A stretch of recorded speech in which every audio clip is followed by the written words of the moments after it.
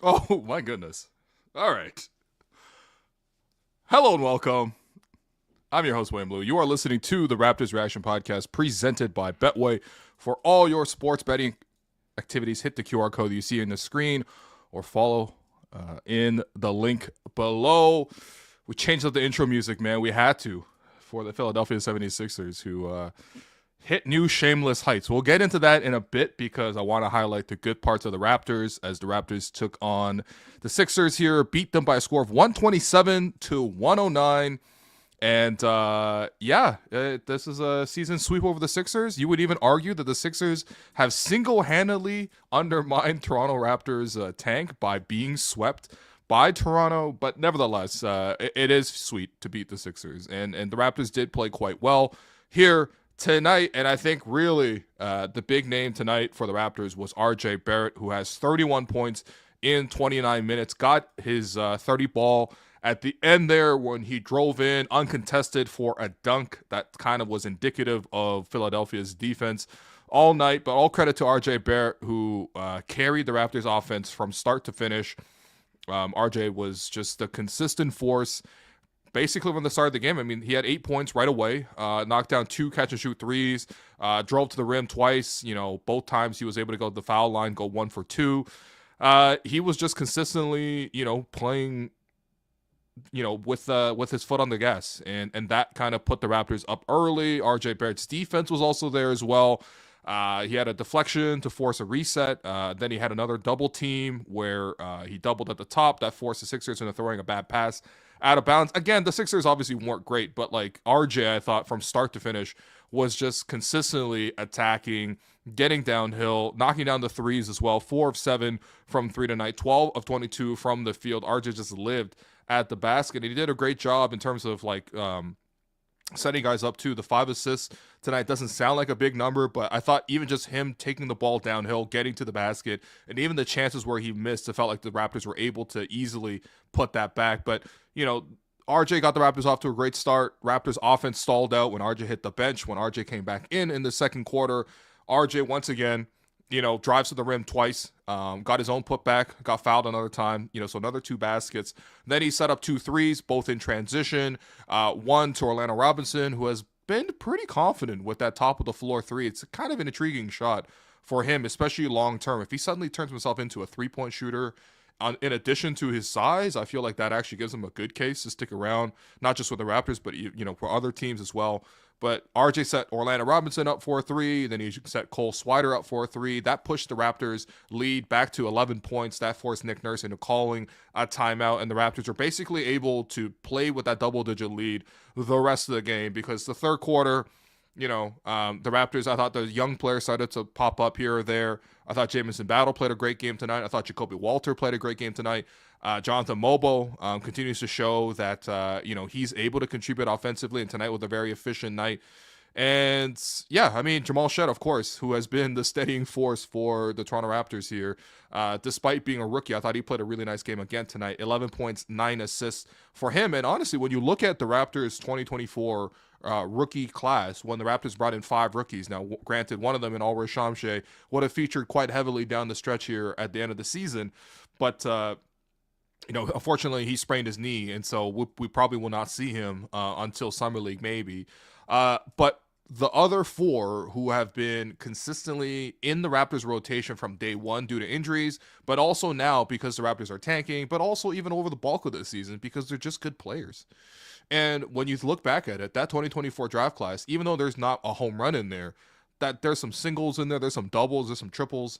And quite frankly, the Raptors went 4-4. And we really only can, I guess I would call RJ Barrett a walk because, it's not a situation where we've gotten a chance to fully see him on the court just yet. We knew that was going to be a long-term project. But the 4 guys that have, played for the Raptors, those rookies, they're 4 for 4, man. And that's really impressive because, again, going into the draft last year, at this time, we were looking at the draft and we were like, well, the Raptors only have the first-round pick from Indiana, which ended up being 19th, right? But the Raptors traded in to get 45th with Jamal Shead. That was a Jalen McDaniels trade. Like, they traded Jalen McDaniels, who was one of the worst Raptors I've ever seen last season, they traded him into getting the 45th pick, and they've turned him into Jamal Shead. They picked up a guy like Jamison Battle in the, undrafted, free agency scrap there. And he's been, a great success story, signing new deals at each step, going from a training camp invite to, playing well in training camp, winning that spot in the training camp, getting a two-way, now getting his two-way converted. He's been a great story. Jonathan Mogbo, who the Raptors, I guess that was from the OG Anunoby trade. So they had the 31st pick from Detroit. He's been up and down, but ultimately you can definitely see where the future of an NBA player is because of his defensive potential was good. And in a game like tonight, and whatever, the Philadelphia 76ers, quite shameless. We'll get to that in a second. But we got 4 rookies all scoring in double digits, man. I don't know when else that's happened for the Toronto Raptors as a franchise. Jamal Shead with 11 and 9. Jacoby Walter, 17 points, 8 rebounds, 4 assists, 3 steals, a block. Did a great job across the board. Jamison Battle, 16 points, 7 rebounds, an assist, a turnover, a badass photo, which we used as a cover photo for this episode. And then Jonathan Mogbo, 13 points, 5 rebounds, 3 assists, a steal. Like, you have 4 guys who are all rookies this year who have managed to come in here and give you double-digit scoring. And I think that they fit into the system nicely. I feel like they're great culture additions as well. They seem to, really just enjoy each other's presence. I think they celebrate each other's wins as a group, and it is a great feeling. I mean, I think that when you look back at it, the Raptors obviously have drafted better players, like a Scotty Barnes winning Rookie of the Year, 4th overall in 2021. I mean, it's hard to compare one Rookie of the Year versus like 4 rookies, but the last time we've had 3 rookies come in together was Jakob Poeltl, was, Pascal Siakam, Fred VanVleet come up together in that class. And that eventually went on to make up the bench mob, and that eventually went on to make up a pretty good basis for the team, a really good source of I think it's a really good sign when a franchise is able to identify talent and then grow that talent and then put them into a winning style. And I think that the Raptors are doing that, right? The winning style probably that has to go until next year because the Raptors record is what it is. Despite sweeping the Sixers here, they're still just 28 and 47. But ultimately, these guys have fit in exactly what they've needed to do. And it's a testament to the scouting staff and the coaching staff to be able to bring these guys in and incorporate them. So I thought all 4 of those guys played quite well. I mean, Jamal gets a start here tonight because Emmanuel quickly is his turn to rest. Jakob Poeltl got the rest here as well. But I thought Jamal just plays well whether he's starting or coming off the bench, man. The intensity is always there. The defense is there. 3 steals, a block for him. I mean, he really sets the tone for the team. And tonight he couldn't even really get the threes to drop until end of the game. He couldn't get the a couple drives to finish, but ultimately he still had a great control over the offense as a whole. Thought he played quite well. Jacoby Walter, 3 of 5 from 3, 5 of 11 from the field, 4 of 4 from the foul line. There's a patience to his game where he doesn't rush. There's a play where he, was leading the break. The defender just kept backing up. He eventually hit a Euro step and then paused midair, almost like a crane in the water, and waited for the defender to finally commit to him, and then he was able to reach around him and throw in a banker to finish the shot. It's just a really nice patience to the way he scores, but also he defends too, man. Like he's always applying ball pressure. He extends ball pressure. He doesn't let guys blow past him very easily. And then when he does, he scraps in those tight moments. You know what I mean? Like Jamal Shead's the same way, but those 2 guys are not afraid to get in there and fight for loose balls. And then coming off the bench, Jamison Battle, the 3-point shot hasn't been dropping recently. Tonight it starts to drop. 16 points, 7 rebounds, and assist. I like the fact that he was able to extend a little bit because largely for the start of the season, he was a catch-and-shoot guy. Right, catch and shoot in the corners, 40% 3-point shooter. Actually been one of the most accurate 3-point shooters on the entire rookie class. But Jamison of late has been tasked to do a little bit more, shoot off the dribble, be able to put it on the deck, score a couple of those in-between baskets, not just the threes. And you saw him tonight. He hit a turnaround jumper. And you got Vince Carter on the broadcast being like, that's one of my favorite moves. And you got Jamison Battle knocking that down. That's impressive. And I think for me, seeing Jonathan Mogbo, I mean, obviously he's going to live around the rim, but I want him to, dominate in that area, impose his presence. And take it with force each time. Like, take no prisoners. Try to, poster a couple guys. And I liked it today because, obviously, Philadelphia was quite small. Adem Bona, who is also like a 6'8", 6'9", kind of mini big. He's their only big tonight in their roster. So, it was a good chance for Mogbo to play physical and be in the paint. but he threw down some great dunks. You know, he knocked down a corner three, very confident as well. Sixers were, you know, playing that Nick Nurse defense, double team, zone, stuff like that. Swung it into the corner. Jonathan Mogbo casually knocked down the three, you know, no hesitation. Looked a lot smoother than it was at the start of the season. And again, coming out of college, he had only taken, I think, 2 threes in all of like 5 seasons or 4 seasons in college. So to go from that, which is basically a 0 from the 3-point line, to now adjusting and actually finding a chance as the season's gone on to explore that 3-point shot, that's been really good. And then the defense has always been there for Mogbo. The rebounding has always been there for Mogbo. It's really just finding his role offensively, and it's good to see him have 13 points and 6 of 8 shooting. So tonight is really just about RJ obviously leading the charge, and then the 2024 rookie class, which when we look back on this season, we're going to be thrilled with what these guys have been able to do, because I think that all of these guys are going to have a future with the Toronto Raptors going forward. So Raptors sweep the Sixers. I still remember the Raptors got their first win of the season against Philadelphia. That was also because of contributions from guys like Mogbo, contributions from guys like Battle in that one as well. At that time, I think Shead was third string behind Davion Mitchell, so they didn't play as much, and Jacoby was injured.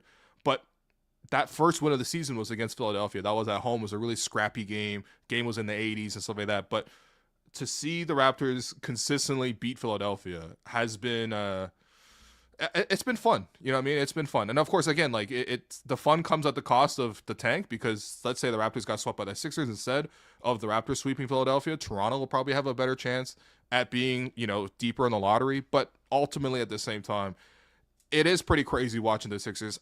We have to acknowledge, number one, that the Sixers have been really unfortunate with injuries, right? Joel Embiid's knee, Paul George goes down, a litany of other injuries, not only at the end of the season to end their, miserable year, but also during the season when they were still trying to make a game of it.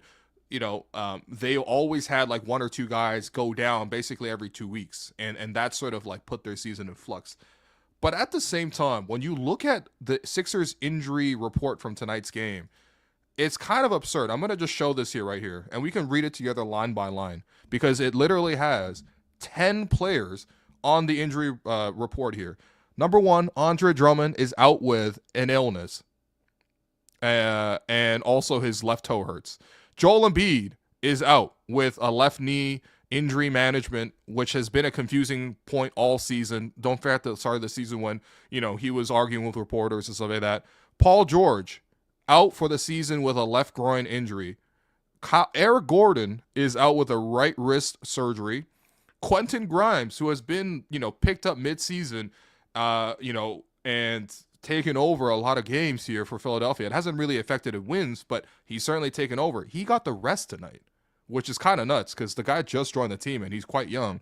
Kyle Lowry, the GOAT, right hip injury. Okay, so it must be hurting because he's sitting on the bench a lot. Tyrese Maxey, right finger sprain, out. Really, a finger sprain?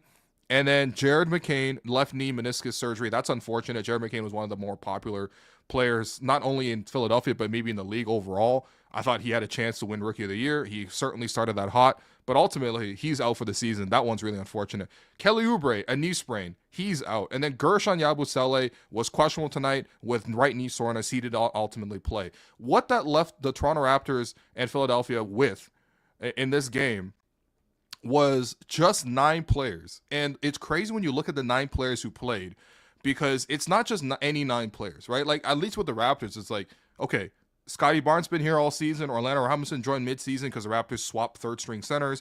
RJ Barrett's been here. Jamal Shead, Jacoby Walter, Cole Swider just joined the team, but like Jamison Battle, Jonathan Mogbo, AJ Lawson joined midway through, but he only played 5 minutes here. And Ochai Agbaji's been here. So, like, these are guys right? It's not like the Raptors just slapped together 10 random guys and said, here you go, here's the game. Philadelphia very much had 9 players tonight, and they are just random guys. Like, they are just random strangers to each other. Out of the 9 players that played for Philadelphia tonight, only 3 players have been with the Sixers since the start of the season. The longest tenured player who played for Philadelphia tonight was Ricky Council IV, who signed a 2-way contract with the Sixers at the start of last season. That is the longest tenured player who took the court tonight for Philadelphia. Other than that, they got Adem Bona, who they took with the 2nd-round pick, and Justin Edwards, who they signed undrafted with a 2-way deal.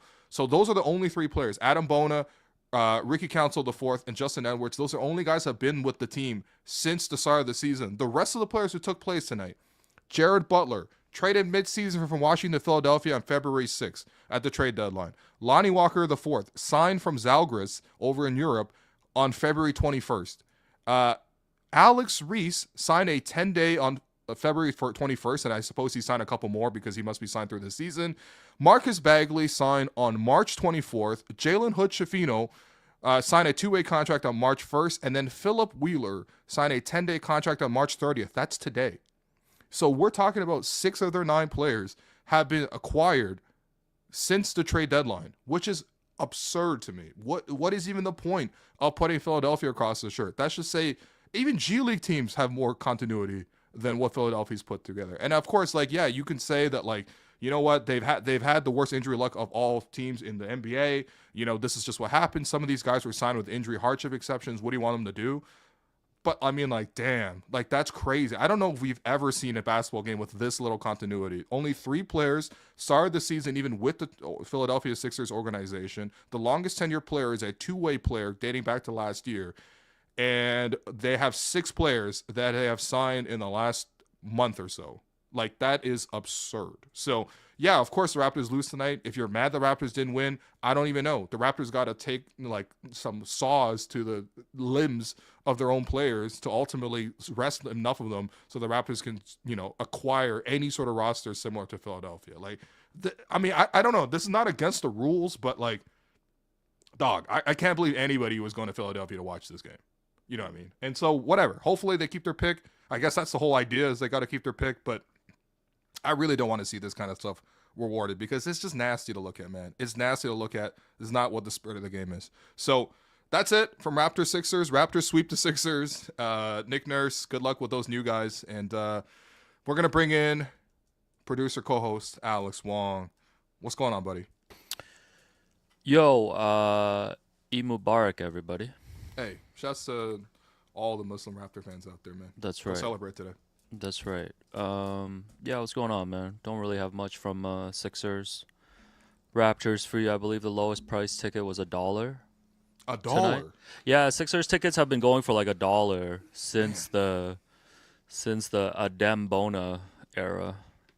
So Yo, I feel like if I lived in Philly, I'd probably go to the games if it was $1, honestly. $1 is kind of a nice deal. No, I'm you not get to gonna go lie. watch just some basketball. It's chill.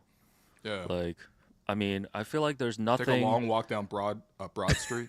Yeah, that's right. Yeah, man. So let's get to it. Before we do the 6-pack, there was news tonight. Friend of the program, Michael Grange, reported that the Raptors actually last summer picked up Darko's 2016-27 option on his contract. So, which means that he is under contract through the next 2 seasons now. Yeah, man. So, seemed like they were pretty, given the timing of this, seemed like they were pretty impressed with what Darko did even in his first season here. What are your thoughts on the news on Mr. Rajakovic? First off, credit to Michael Grange for getting the scoop on this. As it turns out, the Raptors actually picked up the option at the start of the season, which I think is actually pretty important here because I think it shows the confidence they have in Darko. The start of the season for the Raptors was not good, right? The Raptors were 8-31 to start the season. Like, we literally had the inside edge here to tank the rest of the season, and that's what they've tried to do. But I think that the reason the Raptors have not been able to tank the rest of the season, and they have been out-tanked since by teams like Philadelphia or teams like Charlotte, New Orleans, et cetera, the reason the Raptors haven't been able to tank harder is because Darko's actually done a good job coaching this team. I think that coming into the year, when we talked about what we wanted to see, we wanted to see Darko establish some sort of defensive identity. I still remember when we were in Summer League, and, it was just off the record, but we were just chatting with Darko, and one of the things he was like, okay, we did all our offense last year, but this year we got to really defend. And that was the consistent focus coming into the season was Summer League, it's about defense. Training camp was about defense. Preseason about defense. And the regular season, for the first half of the year, right, they were the worst defense in the NBA. And then suddenly they flipped the switch, and they have literally been one of the best defenses, if not the best defense statistically, since January. Which I think that like that more than anything else is a huge testament to sort of the buy-in, because you don't play defense by accident. You could so easily come in and guys can just like check out and stuff like that. I think Darko has certainly got these guys to play hard. Last season, I don't even want to hold any of it against Darko. It was his first year coaching as a head coach in the NBA. His roster was so much in flux. Pascal was getting traded. OG was getting traded. Dennis Schroeder was his lead guard. They swapped all that stuff out. Then Jakob Poeltl got injured. IQ got injured. Scotty got injured. Like, it was just like too many things that sort of went on last season. Plus you had like, Jonte Porter, and they were giving him like Jalen, McDaniels and Javon Freeman Liberty and Jordan Wara and Malik Williams. So like it was impossible to judge what Darko was able to do. But I think basically for the last 12 months, I think Darko's done a really good job of like establishing good roles for guys, establishing a good system where you can plug and play certain pieces and make them look good based on the system. And then I think it's just a developmental process from certain guys, right? When you come into the year, Ochai Agbaji was not expected to be that much. I mean, Ochai didn't really show much coming over from Utah last season. And of course, like when you get traded mid-season, you're always going to be disoriented, especially as a young player. But especially with Ochai, like he didn't show much in Utah either, right? We were able to turn Ochai from like, I don't know what he is, into like a pretty decent 3-and-D guy. I think when you look at, Grady Dick, the way he started the season, the guy was averaging like 18 a game. And really, it was a true testament, because I had so many convos with Darko and also Grady about the fact that like defenses started adapting and changing the scouting report for Grady Dick. That's how effective he was offensively at the start of the season. And now granted, the Raptors had a lot of injuries at that time, and so they needed him to be great, but he was great. You know what I mean? I think RJ has been placed from, what he did in New York, which was score, but kind of inefficient, and defensively wasn't there. The playmaking wasn't there. I think he's been challenged. He's been pushed. Number one, his offense has been optimized. That started last year where the Raptors turned him into a much more efficient player. But then this year, they've challenged him to do even more. The playmaking, leading second units. They're challenging him to play more defense. And RJ has taken on all those, tasks. I think that's a really good sign of management, being able to sort of convince players to sort of play in the right roles, convince IQ to, shoot more threes, convince Scotty, which obviously offensively, Scotty's, hasn't put it together yet.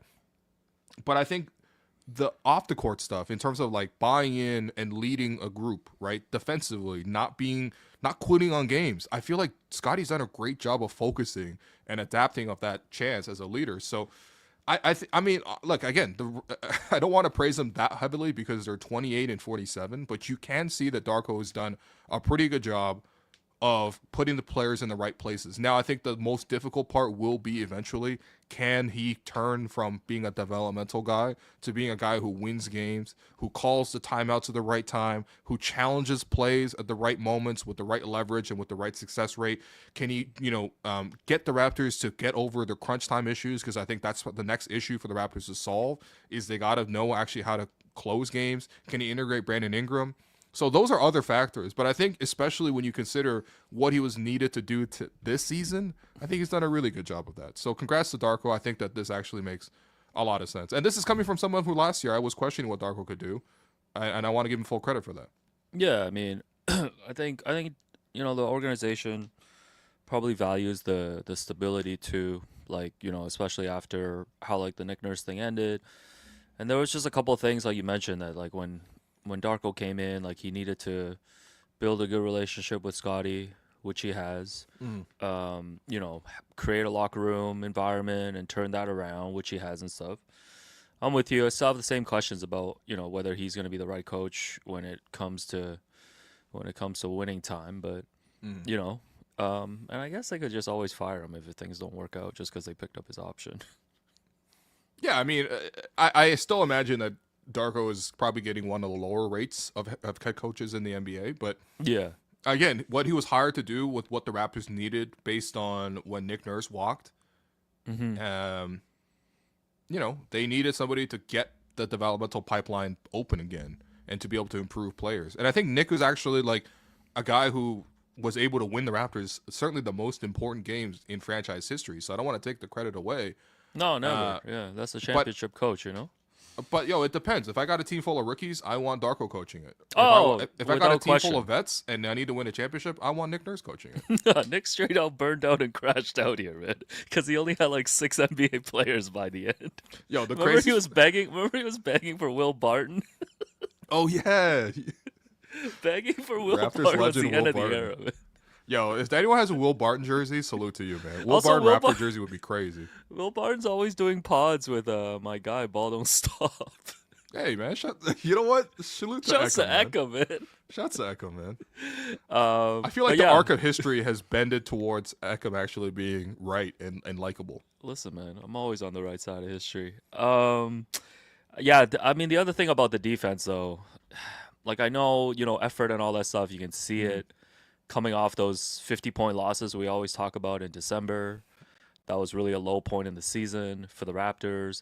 But I do wonder how much of that, how we're talking so much baseball. Shouts to the Jays, 2-2 split against the Orioles to open the season. Yo, get well soon, Max Scherzer, man. Yo, Max Scherzer's cooked. So like how much of that is like it's kind of like in baseball when like guys do really well in spring training against certain level of competition. Like the Raps have been playing a lot of these like AA ass games. Well, I mean, again, which you gotta factor into when you look at the stats. I'm not taking it completely away. No, for sure. I think the buy-in, the effort, all that stuff is there, but the level of competition has been pretty low overall too. No, it's true. Like when you look at signature wins on the season, it's not like we have like, we've been knocking off top teams. Like the Raptors.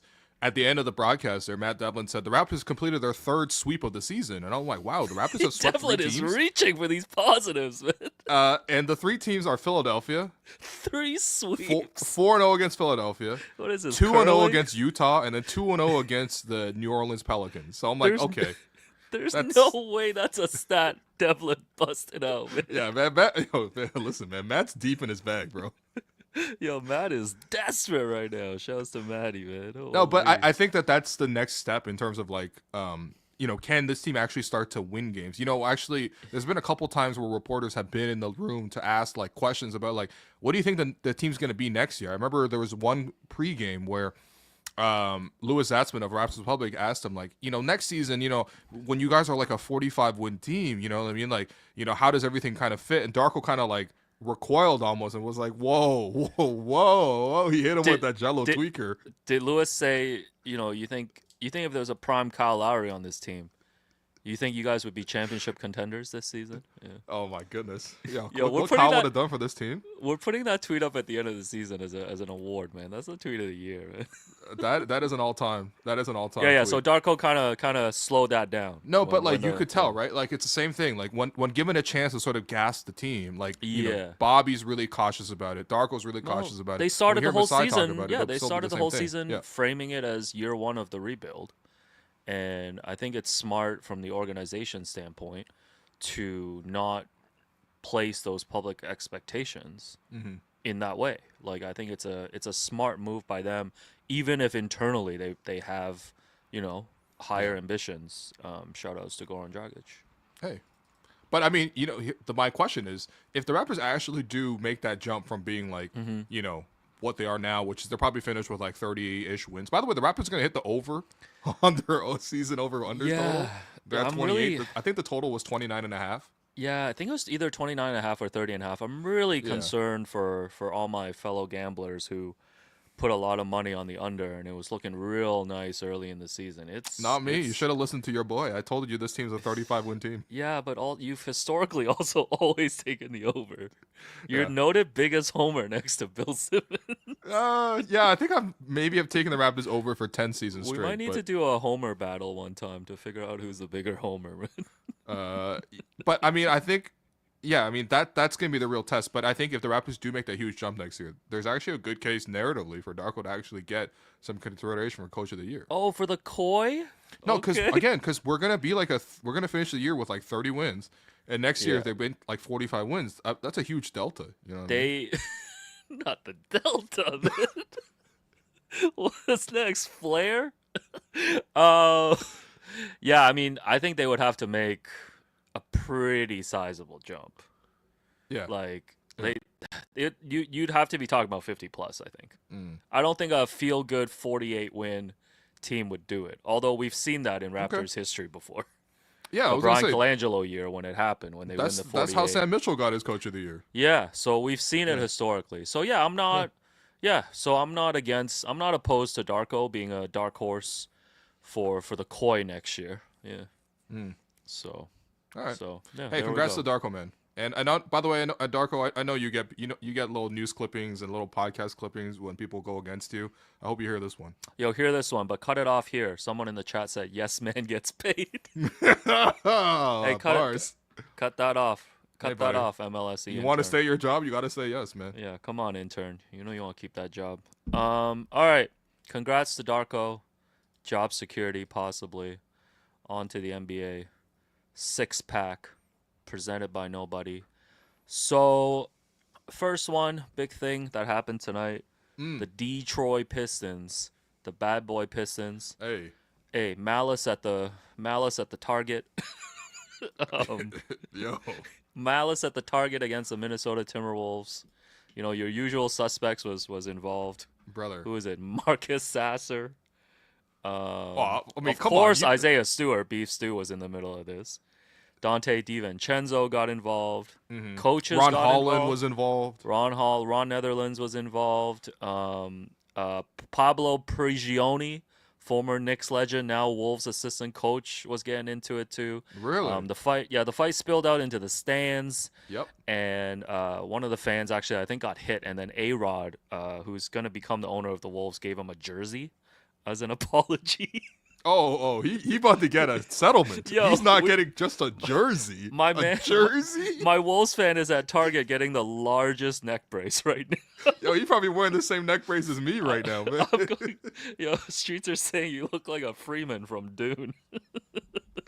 Yo, leave the man alone, man. That's a sick hoodie. So anyways, people that were tossed were Dante DiVincenzo, Naz Reid, who was involved, Ron Holland, Isaiah Stewart, Marcus Sasser, JB Bickerstaff, and Pablo Prigioni. Yeah, Pistons have been playing with that type of edge all season, and I feel like any fight right now in the NBA involves Isaiah Stewart. So this was bound to happen.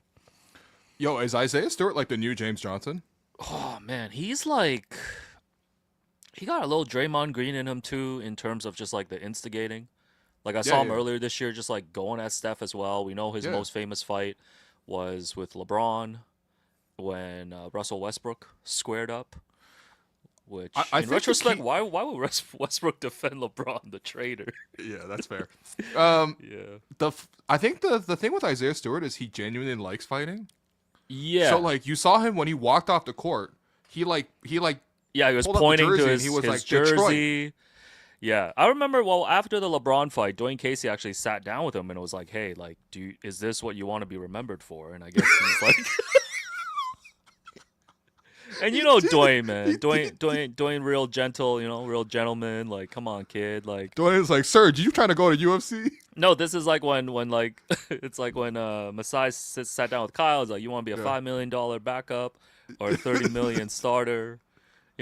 Casey's like, yo, you want to be just a young big man on the come up, or you want to be Beef Stew? And he's like, yeah, I want to be Beef Stew, man. No, Dwayne Casey was like, he was doing that Shannon Sharp thing. He was like, OKC or UFC, Raptors in 5. Anyways, it also makes me wonder too: is Dante DiVincenzo like the best teammate ever? Because this guy was going toe-to-toe with every single Indiana Pacer I remember in the playoffs last year. While all his guys were hurt, he was calling them soft. Yep. He was going at it in Game 7, even when they were down 15. Like, he was no front runner. Then he gets traded to Minnesota, and now he's standing up to these guys too. So I'm thinking Dante DiVincenzo gotta get some votes for that Twyman Stokes Teammate of the Year, man. He's definitely like, he's always ready to stand up for his teammates, no matter who it is. He's spicy, man. Yeah. That's a Dante DiVincenzo meatball.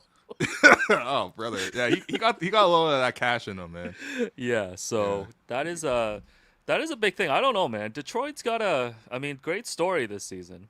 Perhaps the best story in the East. Sure. Next to Cleveland, but I'm worried about them in the playoffs, man. They gotta calm down. Like they're gonna crash out, man. Oh, they're Like gonna crash out. They're gonna fight somebody in the playoffs, man. yeah. So part of the six pack actually. So the Pistons, they lost tonight in Minnesota, but they got 42 wins on the season. So I don't know if you know, but they're the first team in NBA history to triple their win total Wow. from the previous season. So last year we know they had the infamous losing streak. 28 games snapped by the Toronto Raptors. Yeah, snapped by the Raptors. Because besides, I'm gonna snap OG off to New York. So yeah, 42 wins right now, and they're on pace to have the fifth greatest year-to-year win improvement. Oh, Delta? Fifth best, Yeah, best yeah, Delta? yeah. This is you actually hit the delta on this. Nice. So I don't know if you actually saw this. This is from Joseph Cacharo, who you just mentioned. He listed the other teams who have had higher year-to-year win improvements. Do you want to take a guess, or do you want me to hit you with this list? Are the Toronto Raptors who jumped from 2013 to 2014, is that jump there? Or no? No, hell no, man. You homer. Oh, okay. Isn't that like a 20-win jump? That was just a normal ass jump. Oh, okay, all right. So the highest jump came. What about OKC recently, the last couple of years? Yeah, surprised they're not on here actually. 2007-08 Celtics Oh, that one's jumped. good. Yeah, of jumped course. 42 wins after they got KG and Ray Allen. Yeah, 42 goddamn wins. That's amazing, man. Yeah, 97-98 Spurs after getting Tim Duncan. Well, they tanked, but Yeah, tanked and got Tim Duncan, jumped 36 wins. 89-90 Spurs jumped 35 wins after getting D-Rob, David Robinson. Oh, not O-Rob? Yeah. Got D-Rob? 2004-05 Suns, your Suns, plus 33 wins after getting Steve Nash. Yeah. Shouts to And- Donkey in the chat, man. He actually called that Yeah. one. Nashville the damn. Suns. Yeah. Nice, donk. And then 2020, yeah, the Pistons are right now on pace for 32. And if you want to know, 79-80 Celtics, plus 32 wins after adding Larry Bird. So You know those are what? the top jumps. It's funny because all those teams you mentioned added an MVP. Yeah. And the Pistons added Tobias Harris and Malik Beasley. Yeah, come on, don't disrespect. And Tim Hardaway Jr., Yeah, don't man. disrespect THJR here, man. Goodness, man. Yeah. By the way, the Pistons have that victory song that they've been putting out this year. And I actually love that song, man. Yeah. No, that one I can stand. The Philly one drives me nuts. The Pistons won again. I like that one. Actually, I like that song, man. Oh, and Dennis Schroeder, too, of course. Shouts to Dennis, man. I'm happy Dennis actually wanted somewhere. Dennis Schroeder, whose son's favorite player was Steph Curry. And, Schroeder got to be in Golden State for 2 weeks. Get ready to learn Kate Cunningham, buddy. Yeah, no, congrats. I almost feel bad. I mean, I don't feel bad for JB Bickerstaff, but in any other season, he's the coach of the year. But I think this season he's gonna come second probably to the guy who replaced him, Kenny Atkinson. Hey, Kenny's done a great job, man. There's no doubt. I mean, I don't know what's harder, actually, reinventing an existing good team, like what Kenny has done, or turning a terrible team into, like, a good team. Also, what does this say those about... are usually the two types of coach of the years. The fact that you mentioned, like, there wasn't really significant changes to the roster, what does this say about Monty Williams?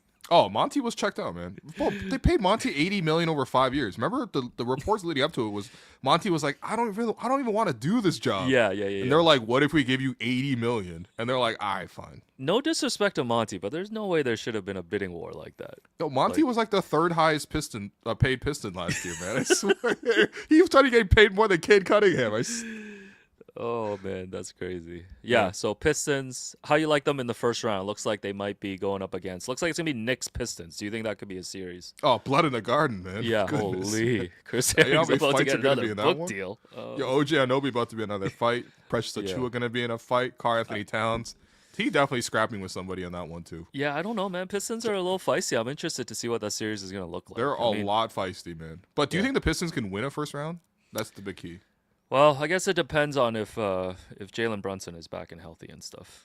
Like, I mean, the Knicks are wildly he should talented. be okay. Yeah, he the turned Knicks his are, ankle, but Listen, like Pistons, happy for them getting that playoffs. Like, get Cade and all these guys some playoff experience. Like, I'm sure, we'll see Jalen Rose and whoever else the celebs. We'll probably see Eminem and stuff too.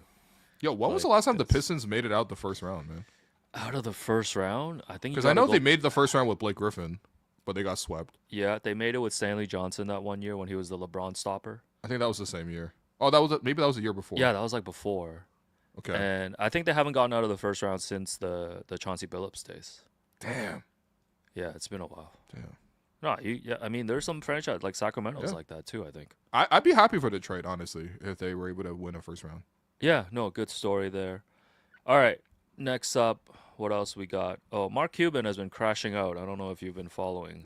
Yo, people say Towns ain't a fighter. Someone said Towns. Oh my God. All right. Stop fighting. Is Draymond Green in the chat? God. My favorite thing about Towns is he got traded to New York and just started wearing all like vintage New York stuff. He's just like, oh, I'm rolling up in vintage Dipset. Mark Cuban has been on a media tour the last like month, basically letting anyone who will listen know that he had no involvement in the Luka Doncic trade, which is a bit hilarious to me. It's like, yo, man, I was not part of this murder that happened. It was kind of crazy. Man. Like, he's like establishing an alibi. Yeah, exactly. Yeah, like there's no evidence. So in his latest interview, he was said, quote, I fully expected to run basketball. The NBA wouldn't let me put it in the contract because originally when he sold the team, the talk was that Cuban would still be in charge of basketball operations. But this was more of just a verbal agreement and did not actually take place. Cuban says they took it out. He says they took it out. I thought the Adelsons would stick to their word because they didn't know the first thing about running a team. Someone obviously changed their mind. Okay, hold on. Blame pie. How much percentage does should Mark Cuban get for the fact that Luka Doncic is no longer in Dallas? Hold on. Mark Cuban, who is a billionaire, who has made several great deals in his career, and obviously some that aren't great, who has a whole show where he decides what to invest in and what not to invest in, is now being like, wow, they went back on their word? Like, what is this, the mob? Like, someone in the chat's like, he gave the ownership to those bum-ass casino halls. Yo, what do you mean? He's like, they gave him their word. I mean, like, you gave them your team.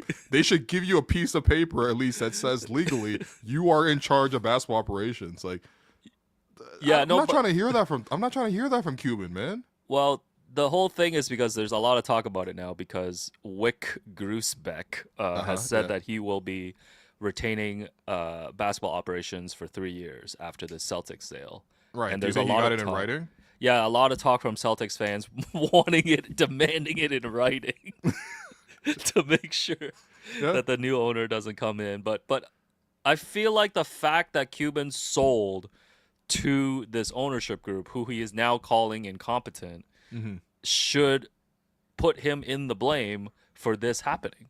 Like, he should have known that they were bad enough that they would do something stupid like this, like trade Luka in his prime. Like, Cuban is not without blame here.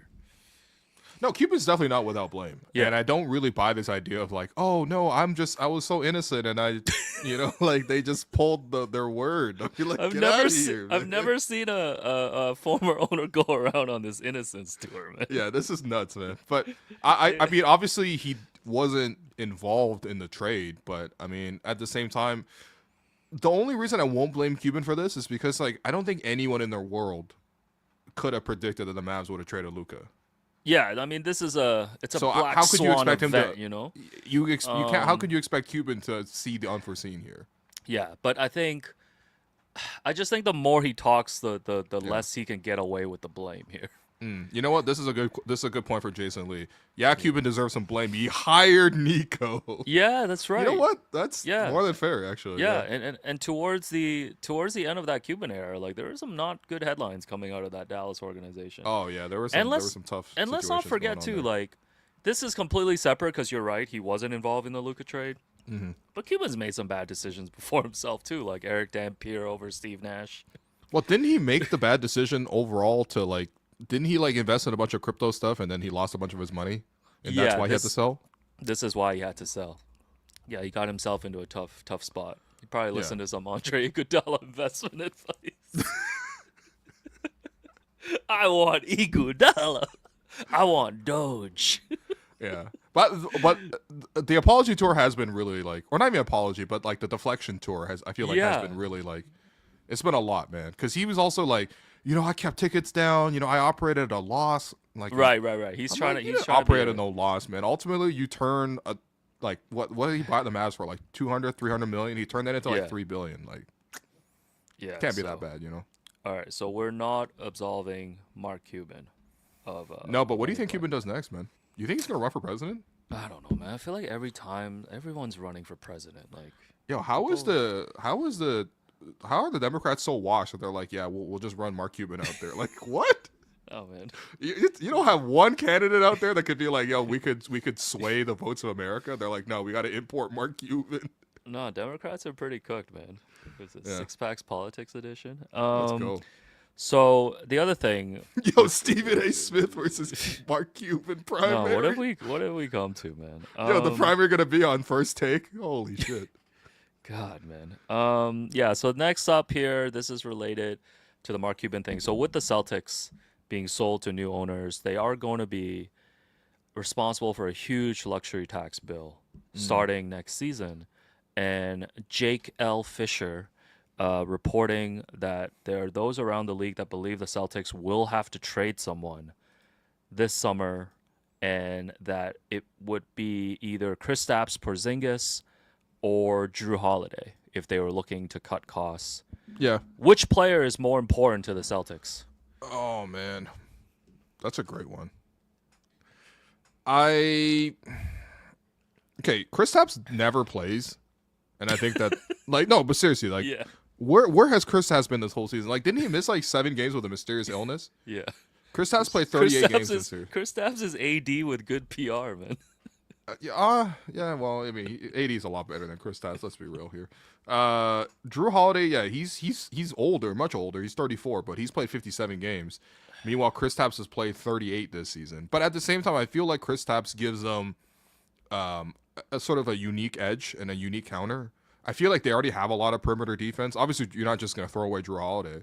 But I guess the flip side is also, who do you think actually gets you more in a trade? Because I feel like it's, on that sense, it probably is Kristaps. Because I think that Drew Holiday is like a little overpaid based on like. But I feel like you could flip Drew to like a contender.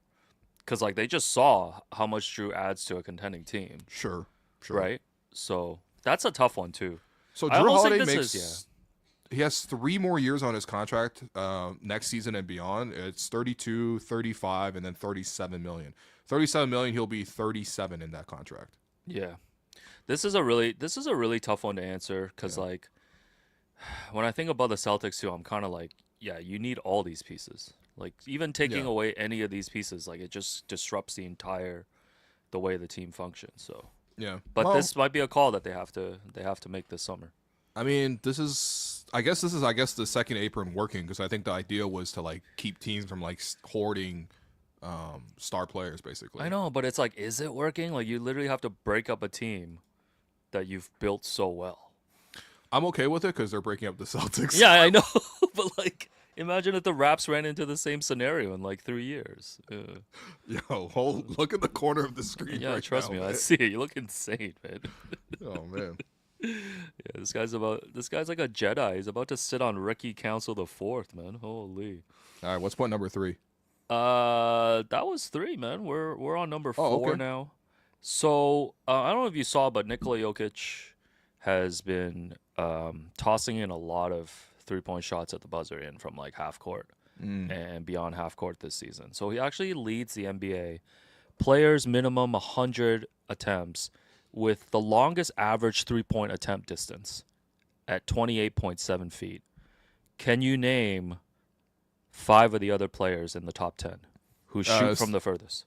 Steph Curry. Steph is not on this list. Trae Young. Trae Young is number 2. Jordan Poole. Jordan Poole is number 4. LaMelo. Damn, yeah, you hit the top 4 right now. LaMelo's 3. There's one more. I have 10. 10. That's a lot, man. Wait, Steph's not even the top 10. Dame? No. Dame is 7. Who takes deep threes, man? Number 5 is a Celtic we just talked about. Kristaps. Yeah, Kristaps does shoot a huge 3. Yeah, Porzingis number 5. Kristaps is always like 35 feet out and shooting that's, flat-footed 3. Number 6 is also a big man who's out for the year. Out for the year, a big that's out for the year? Yeah. Which bigs are out for the year? Superstar. Joel? No, Wemby. Oh, Wemby. Yeah, of course. Yeah, that makes perfect sense. Yeah. And then number 8 was on the Sixers injury list tonight. Maxey?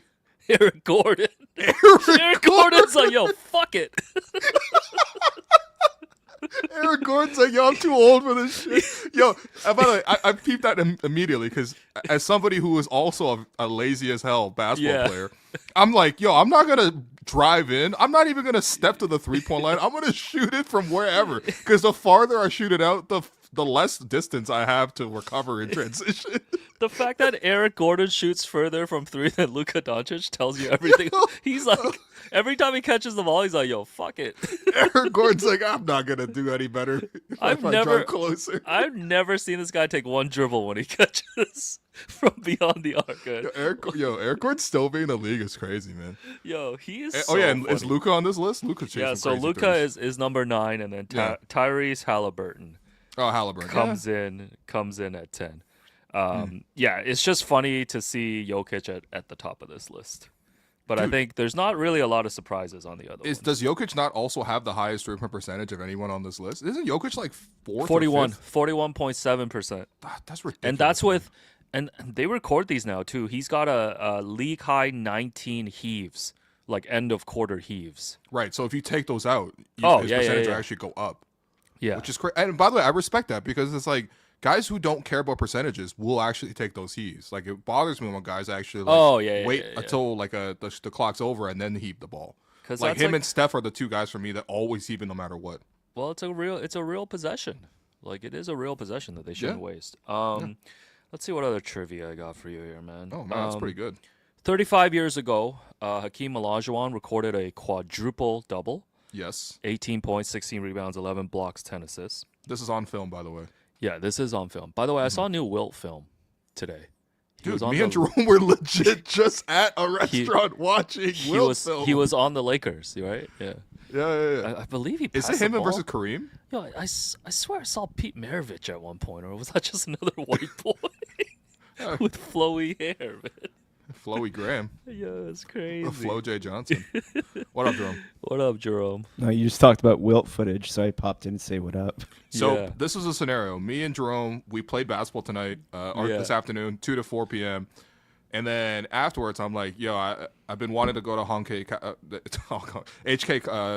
Cafe Bistro. Yeah. Because it's been closed for the last month or so. So we're like, let's go see Chris. Let's go get our favorites. Obviously, Jerome, you got the tomato brisket. I got the curry lamb. I got talked into lamb instead of beef, but let's be honest. Oh, sold you on the lamb? I got upsold to the lamb. It was actually How really was good. the lamb? It looked good. It was really good. But basically, I just wanted a little HK staple there. Mm-hmm. And then we sit down, and I'm like, Jerome, check out this account that only posts Wilt Chamberlain footage. What's the? It's it 100 Point Man is the Twitter. We need account? to find that account because that's it's like Wilt Chamberlain official or something like that. Yeah, but it's just all Wilt footage, and it's all Wilt doing his little crazy flip shot. I mean, look, listen, it's any footage we get of Wilt is precious. Yeah, he was doing dribble handoffs and stuff. Yeah. He just looks massive in person every time you see a clip of him, which is amazing. So Hakeem had this quadruple double. And there's only been 4 players in NBA history who has officially recorded a quad dub. Let's see if you can get this. Victor Wembanyama. No present day players. Oh, yeah, I was gonna say because the closest anyone's got recently is actually this week. Josh Giddey got really close. I think he had 8 steals as part of a triple double. Yeah, he was very close. Yeah. David Robinson. Great answer. 94. That's what came to mind. 30 points, 10 rebounds, 10 assists, 10 blocks. It's got to be bigs, right? Because it's got to be guys who blocked a bunch of shots. There's actually a guard in here. You got to go back now to 1986. He was a former Raptor though. Oh. First year Raptor. Yeah, prehistoric days. There's a Raptor. Wow. Alvin Robertson? Yep, Alvin Robertson. Really? He was a problem in the steals? 80s. Yeah, okay. 20 points, 11 rebounds, 10 assists, and 10 steals. Incredible. And then there's 2 more bigs. No, and then there's only one more. So So there's only one more quadruple double that took place. It was in 1974. You know this player. You never think about this guy though, but you know him. Like the name will ring a bell. I don't know how loud that bell is, but It's gonna ring out, huh? no, the name will ring a tiny little bell. It's gonna ring a Charlie Bell, man. Yeah, he. Wow, Jesus. I believe he's been compared looks-wise to LeBron James with a fading hairline. He's also born in Akron, Ohio. Wow. I'm not gonna lie, I'm not that Center. good at He's a basketball center. history. It's not Moses Malone, is Is it? it Moses? No, he's a center, and the longest part of his career was with the San Francisco Warriors. Man, who is this? Al Adels or something? Sorry, man. Come on, dude. No, I don't know why the Al Adels is so funny right Respect Al. now. Yo, people in the chat Respect being Big like, Al. Elvin Hayes. Yo, just genuinely guessing these players is so funny, man.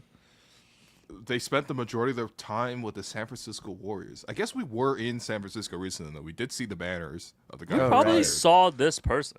We probably did see this person. Oh, never mind. He passed away in 2016. Rest in peace. Jesus. Yo, Yeah, my bad.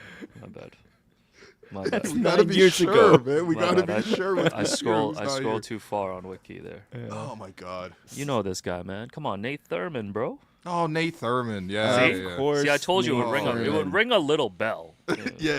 Shouts to Yeah, Nate yeah. Thurman, man. Yeah, it's Small like bell. it's like a little bell. So Wait, what do you mean he looked like LeBron? I gotta see a picture of Nate Thurman to determine this, man.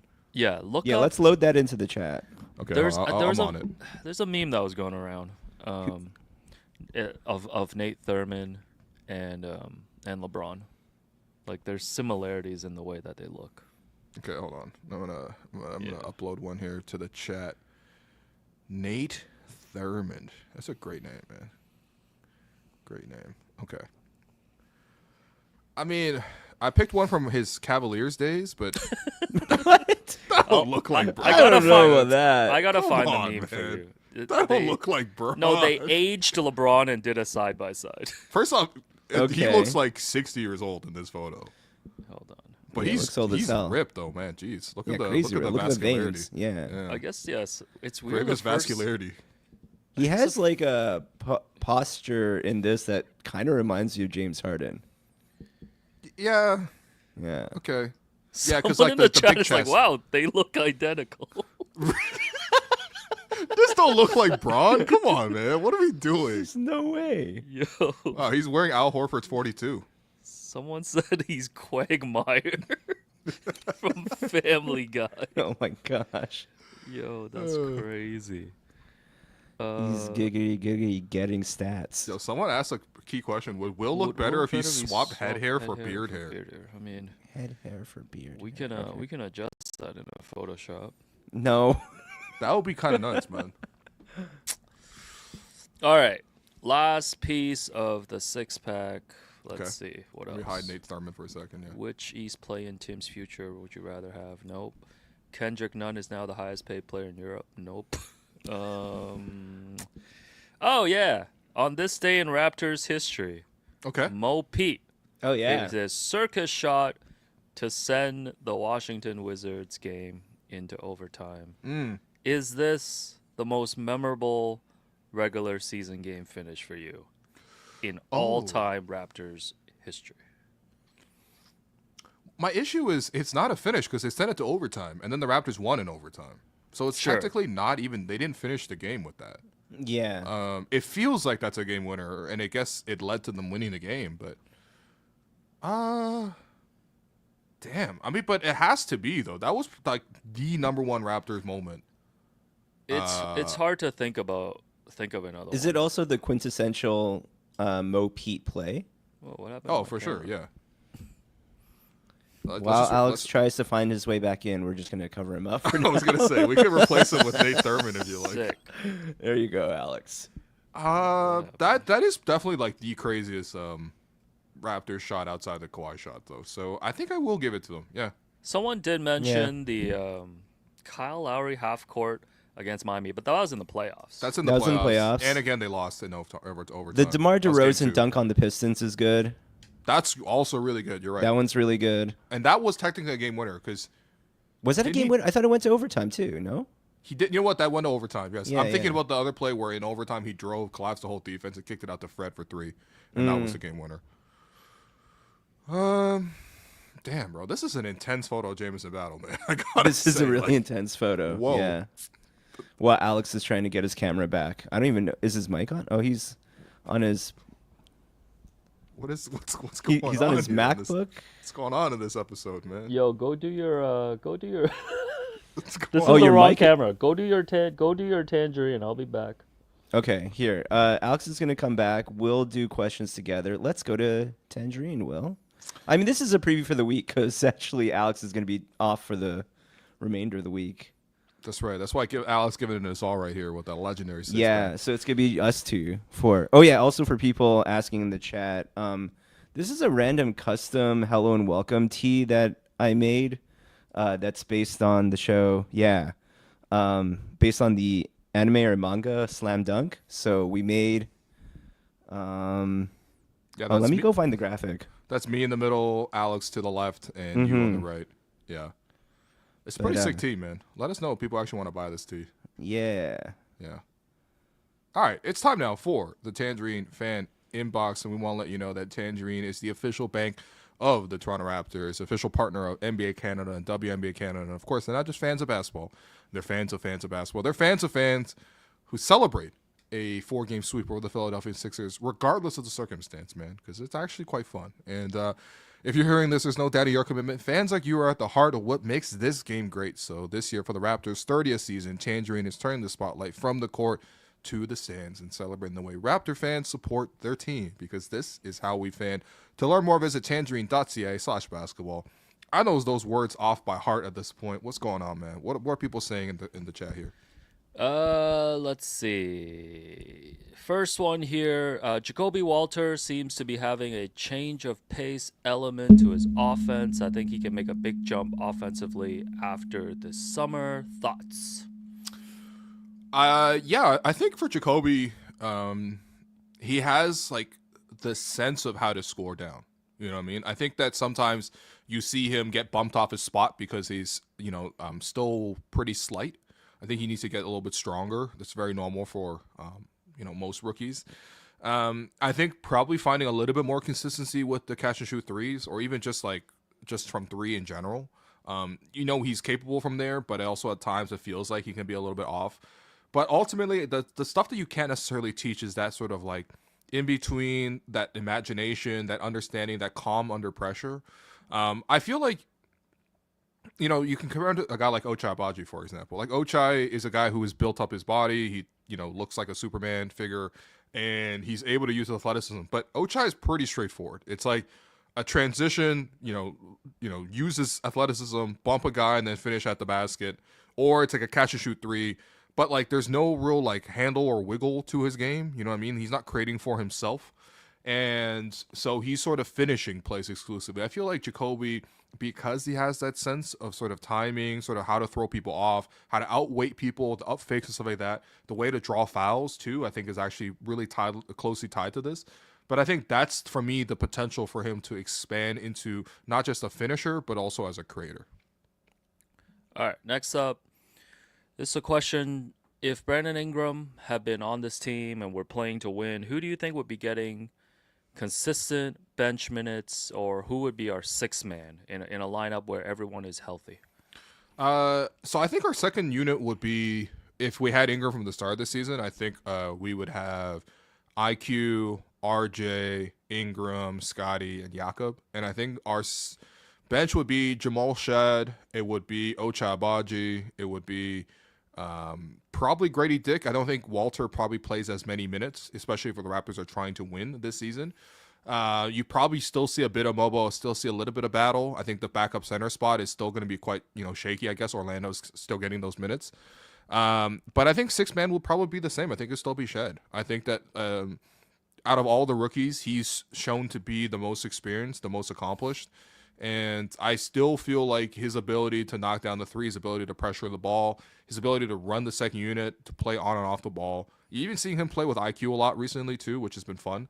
In the moments where IQ doesn't rest. So I think it's probably still Jamal who's our sixth man. But I do think there's an off chance that Grady could have been that sixth man because I feel like the shine came off of Grady roughly around the time of like the All-Star break. Because he's gotten injured and he hasn't featured, and also his percentages started going down. But the start of the season, Grady was like an explosive scorer, and it felt like, you know, he was actually not just a sixth man for the Raptors, but he was a consistent starter who was expected to be number one or number two option. So I think Grady could have had a chance at that as well because he has that ability to get hot really quickly, like most six men.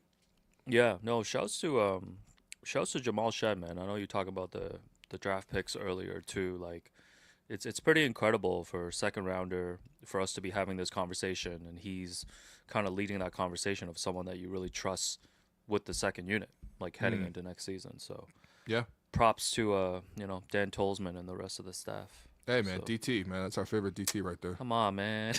Just kidding, man. Shouts to Dan Tolman as well, man. Yo, Dan Tolman, man, hit me up.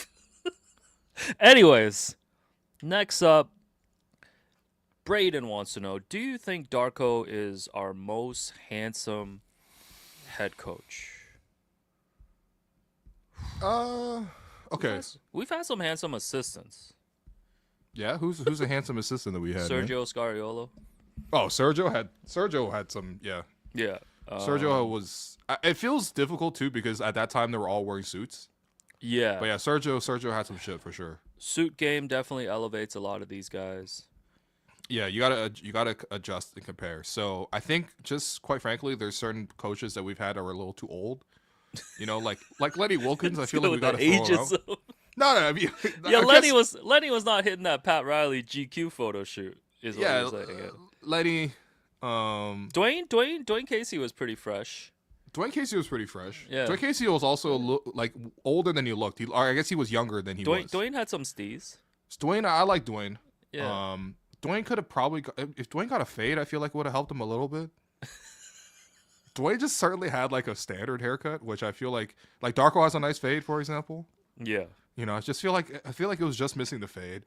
Young Nick Nurse was like very boyish looking. He certainly aged a lot in the last like 6-7 years he's been coaching. He went to war and came back 4 years later. Oh yeah, he has aged like 20 years since becoming a head coach. Because if you look at pictures of like young Nick Nurse when he took over like 2018, yeah, he actually looked like a lot younger than he does now. No, prime Nick in his suit, his face card was a problem, man. Yeah. Nick Nurse's face card is a problem. It's nuts.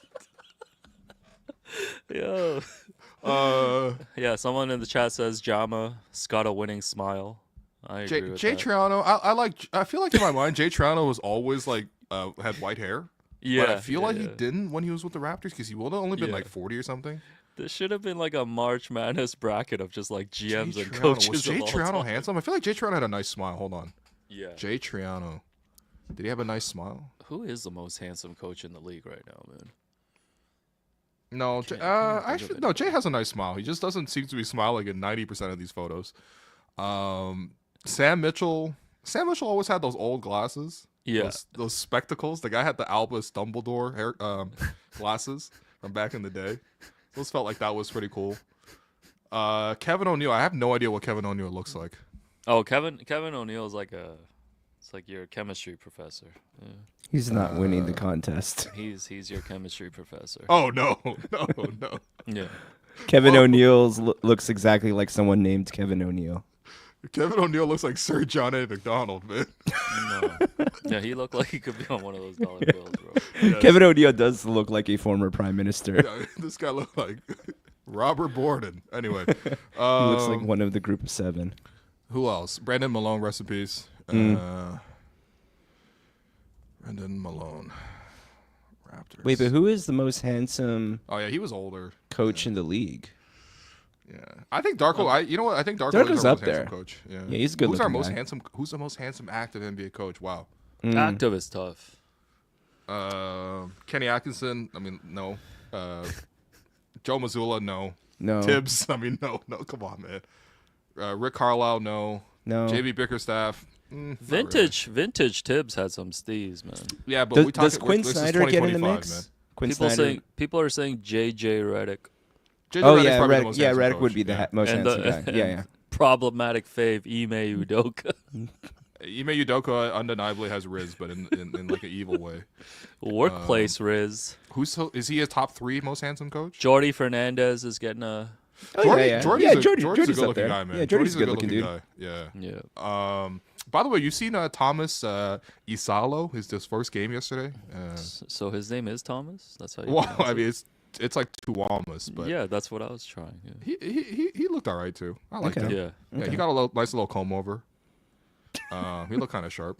Yeah, Jordy Nice. Fernandez is a good pick, actually. It's got a little bit of the Tony Parker kind of handsomeness to I him. mess, there. I mess with the Jordy. Well, yeah. Who else is handsome? Quinn Snyder with the red glasses Nah. Oh yeah. No? I don't No? know. Quinn doing too much. with the slick. Okay, all right. Too much, man. Too much. Quinn doing too much, man. Spo's pretty handsome. Spo's pretty handsome. I think he's Spo's getting in the older, mix. but he's still pretty handsome. The streets are saying y'all sleeping on Jordy Fernandez. No, Jordy, a handsome guy, man. There's no doubt. Has there man. ever been Asian? Yo, Eric Spolstra, You- man. Eric Eric Spoelstra's Spoelstra's in the league right now, man. Come on, Braden. Come on, go. man. One Let's of the go, top Eric 15 Spoelstra. coaches of all time, man. Come I'm on. gonna get you guys to answer who the top 15 coaches of all time are. No. It's insane that there's a list, man. No, there's an Wait, actual is there list. there's an active list? Oh, in So- terms of like win record? No. When the Or- NBA came up with the top 75, No. this is like 2 years ago, the All-Star weekend, they also released a list of top 15 coaches Oh my gosh. in NBA history. Do you Okay. guys? Yeah. We already know that there's three active ones. Okay. There's 4 active ones. Wow. Okay. That's pretty cool. Okay, well, Phil Jackson, Greg Popovich, Mm-hmm. Eric Spoelstra. Yep. Uh, Come on, guys. I know Doc Doc Rivers. Rivers. You Yeah, already Doc told me Rivers would be that. there. I haven't heard Doc in a while. Remember, man, we haven't had. Oh, there's Doc used to 5 behind- active coaches. There's also another guy who's coached the same team to 4 NBA Steve Kerr? championships. Yep. Yeah. Yep. Is Another Rudy Tomjanovich in the mix? Rudy T's not on this list. Rudy The T's top not in 15 there. all-time Okay, NBA okay. coaches. All right. I'll give you some hints for the other. Red Auerbach. Carlisle? Red Auerbach. Yep. No Rick Carlisle? Rick Carlisle is not on this list. guys. Lenny Wilkins would have to be. Lenny on Wilkins is on this list. Yeah. Shouts to Lenny. Yeah. it. So there's another Red on this list. There's I no don't know way, if you guys, man. do you guys know Red Holzman? Red Holzman? Yeah. Not Dan Tolzman, but Red Holzman. Riddle. Oh my god, man. Is Tibbs on there? Tibbs is not on there. Yeah. Okay. So there Yeah, I gotta is close the chat. the longtime Utah Jazz head coach. Sloan? Oh, Jerry Sloan. Yeah, Yeah. Somehow a top 15 all-time NBA coach lost a beef to Darren Williams, which is kind of nuts. Because that's actually what led to him getting let go. Respect Sloan, man. Come Larry on. Brown. Larry Brown's on this list. Very Hubie good. Brown. Hubie Brown is not on this list. Okay. But arguably could be. Okay. There is another... Van Gundy. No, none of the Van Neither, Gundys. okay. Neither one. There is Pat Riley. Oh my gosh. Pat Riley, yep. Yeah. He technically, I guess he's not active, but you know. Yeah. There is the Bad Boys head coach. Oh, Chuck Daly. Yep. Yeah. There is the former Celtics player, but then turned head coach. Bill Rutt. No. Oh. Oh, am I blanking on his name? Hall of Famer. Hall of Famer, I think, as a coach Casey and as Jones? a Casey Jones. There you Yeah, go. Very that's good. it. Okay. The other, aside from Steve Kerr, the other Golden State Warriors coach that comes to mind. Oh, Nelson? gosh. Smoked a lot Yeah, of weed. Don Yeah, Nelson. Don Don Nelson. Nelson. Yeah. Mike D'Antoni. D'Antoni is also not on this list. Interesting. Okay. Yeah. Well, I guess he never won a chip. It has to be people, I guess, who had won chips. The last one coached the Portland Trailblazers their one and only championship. Oh, I don't know who the coach Yeah, was who was back that? Come on, guys. Guys don't know Jack Ramsey? Oh, I know No, the not name. Dr. Yeah. Jack Ramsey. Yeah. Cool list, though. It's a cool list. Was it? John Havlicek. No, man. Was. Not Hondo. Why was Jordan he called- Hondoson. Why was he called Hondo? I don't know, man. Everything I know about the Celtics is from Bill Simmons' podcast, and it wasn't really. It was kind of against my will, What's to be honest. The fucking Hondo Hondo. market, man. Holy. Hondo Civic. Going back to the question about my shirt, I did pull up the actual graphic. Oh, you yeah, can let's load go. Here. So that's the graphic right there. Oh, that's fire, man. Font is supposed to mimic the Slam Dunk font from the original anime. And then from left to right, you're looking at Alex, Will in the middle, and then me with my Buzz bleached hair on the right. That's a fire graphic, man. Yeah. You made this, right? How did you make Well, this? no, so there was I did edit on some existing someone said Juntao on the right. No, I found some myself off, illustrations and then just kind of re-edited those, the colors and everything for that. But the Hello and Welcome, I just kind of like drew it out based on like what the other That's fire. existing fonts look like. But yeah. So you didn't just use AI to make Studio Ghibli style art? Why has this been the number one topic all week? It's just people being like, here's a photo, but as Studio Ghibli style. A lot of people are doing it, yeah. Art's under attack, my brother. Yo, guys, go pay some real artists, man, please. Art's under attack. But yeah, we my made brother. that for fun. Each of us have a copy of it. Why Alex's hair looked like a night out at the Wynn. What were you wearing? Oh, you were wearing the PSA hat. PSA hat for sure. Yeah. Because we do have photo evidence of you from that day. So just in case you need it for your case. That new Slam Dunk movie, Aspire. That is one of my favorite movies. 5 stars Yeah. on Letterboxd. 5 stars. Do you have a review that you wrote for it? I think I probably did. Okay. Yeah. Stop writing reviews though. Reviews are out. What? Yeah, you just log What do them you now. mean? Just log. Just Just- stars, man. Are reviews out for everyone or just you? Just reviews in general. Okay. Anti-review. Anyway, so that answers the questions on that. But let's get to some other questions. I think we're done. Let's get to the Are we 3 done? stars. Oh, we're at 3 stars. Okay, let's get to the 3 stars. Will. Let's get to those 3 stars from tonight's performance. Your first star is going to go to RJ Barrett, 31 points in 29 minutes. It's been a while since RJ had 30. I think they said on the broadcast it was since first time since December, but RJ's had a good year, and 31, 5, and 5 is nothing to scoff at. Your second star, giving that to Jamison Battle, elite photo from tonight's game, but also 16 points, 7 rebounds, and assists for Battle. And then your third star, honestly, Orlando Robinson played a really good game, but I'll probably give it to Jacoby Walter. I feel like he played a really nice one. If you could take, honestly, any of the Raptors rookies tonight played great. Ochai had a decent game off the bench. I mean, they're playing the Sixers with like nobody, but like 17 points, 8 rebounds, 4 assists, 3 steals, a block. If you had Jacoby Walter in your fantasy lineup, I mean, number one, your league must be really deep, and number two, you must have picked up a really good player there. So that is your 3 stars. Your Gerald Henderson Award winner. I mean, it's going to go to Jalen Hood-Schifino. He made a lot of jumpers, so good for Jalen. Getting a second chance here to continue to have a chance here at the NBA. He was a former first-round pick of the Lakers. Didn't get his option picked up. Got traded, and now he's been waived, and now he's on I guess his third team technically. But just hope the young guy can get some sort of opportunity to play. By the way, I was looking at the old photos of Alex from Summer League, and I did find this. Oh, hell yeah. Oh, hell yeah. That's it. Only one of us got ads at Whole Renfrew right now. Oh, we want to talk about that? Come on, man. Not yet. Not yet. Nah. Soon Look at times. this, man. Come on, man. People think we ain't plugged in, man. We plugged in, man. Come on. Chill, man. bro. One clutch party a year, bro. Relax. That's all we need for the stories, man. Yeah. Yes. Well, anyway, this was a fun episode. Mhm. Thanks Yeah, everyone for coming in. don't forget we were number 2 in the Shohei Ohtani sweepstakes, man. We were right there. Yeah. We were right there. Oh man, Yeah. that's tough. How are those Jays Oh wait, looking, man? you finally got a win. Congratulations, Alex. Gotta win, baby. You're 1 and 2. Yeah. Yeah, and my nephew Yo, got his first foul ball. He didn't technically catch it. It bounced off the 200 level, bounced off the stairs, and then bounced in front of him. Is his brother jealous? Come on. Man. Yeah, I think he is, but he's not showing it. Yeah. I don't know. I watched that video that you posted on your story of getting them to thank, and then when you just see him, when you see, was it Owen who got the ball? talk about the ball, you just see his brother on the side, just like staring at him like Russell Westbrook in that KD MVP speech. Yeah, they got a little rivalry going on. Little sibling rivalry. Yeah. I feel like they're about to get into 5 years of not getting along, but not my problem. That's called lessons, baby. Not my problem. Wins and lessons. Yeah, runs in the family. No, I'm kidding. Oh, brother. Sorry, opening a can of worms. There are worms No, everywhere, man. my sister said I love you today to me for the first time in my life. Yeah, we're trying something new. That's really that's sweet. so That's sweet, really man. nice. So I love that.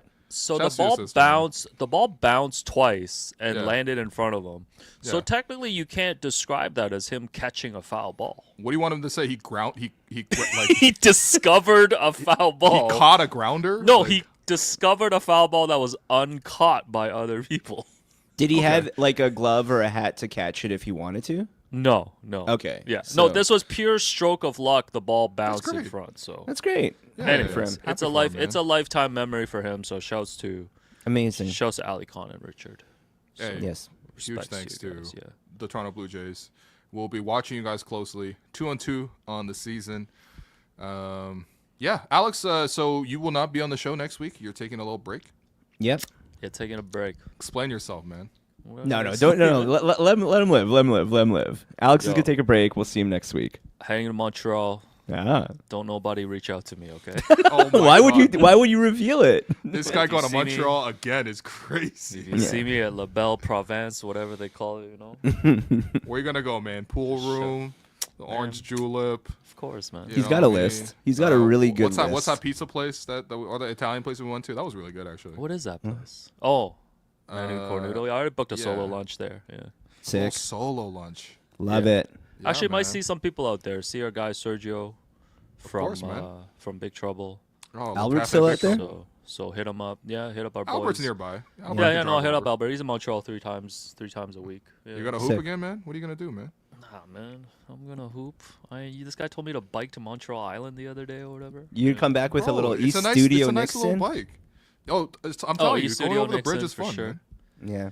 Yeah, I'll check that out. I might go check out Laval. You know, yeah. What's in For Laval? what? Actually, I might go watch a PWHL game over there. Okay, nice. Ooh, That's on nice. Tuesday. Nice. Someone said Nice. vacationing in Canada. Respect. That's right. Well, I mean, full story. Originally, I was gonna go to Turks and Caicos, but because of the U.S. dollar, Uh-huh. How much was it? things were running up real quick. So Yo, That's crazy, man. and because we have a Europe trip tentatively Yes, we That's do. right. that we want to plan. So like, Gonna you see know. Oasis, baby. Yeah, I know. Yeah. I know it's a generational wealth, all that stuff, but you can't be. I can't be wilding with funds like that. So I had to save a little money for the summer trip. So. Yeah. Oh man. Plus, I love Montreal, man. Hey, Montreal's beautiful. Like whenever I'm like, oh, I just want to go somewhere. Like Montreal is the first thing that comes to my mind. So.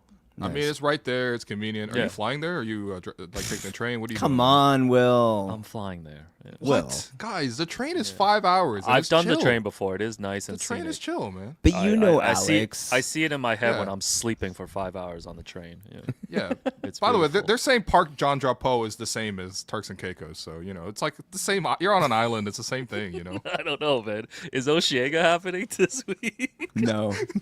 I'd love to go see No. DJ Banga, man.